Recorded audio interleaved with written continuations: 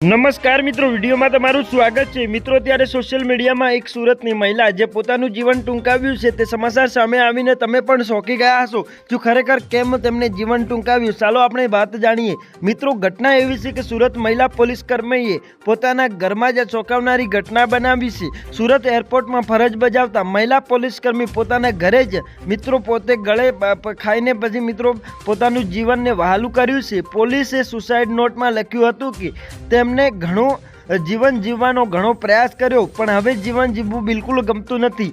મારા મોતનો જવાબદાર કોઈ વ્યક્તિ નથી, અથવા તો કોઈ પરિવારજનો અથવા તો બહારના વ્યક્તિઓ પણ મારા મોતના જવાબદાર નથી। મિત્રો, જો મિત્રો જનતાના આધાર અને પોલીસ મિત્રો તે પણ પોતાનું જીવન ટૂંકાવી રહ્યા છે। ઘણી સમસ્યાઓ હોઈ શકે છે, જે પૈસાની લેવડ દેવડ હોય, પ્રેમ સંબંધ હોય કે ઘણી વસ્તુઓના કારણે પોતાનું જીવન ટૂંકાવતા હોય છે। પણ મિત્રો, જીવન ટૂંકાવવું એ મિત્રો અંતિમ રસ્તો નથી। તે રસ્તા પર તમે એ જ પળને તમે ટાળી શકો તો તમે જીવન જીવ્યું કહેશો, અને મિત્રો તમને નવો રસ્તો પણ મળી શકે છે। આના વિશે તમારું મંતવ્ય કમેન્ટમાં લખજો, અને તેમની દિવ્ય આત્માને શાંતિ મળે તે માટે ઓમ શાંતિ લખી દેજો।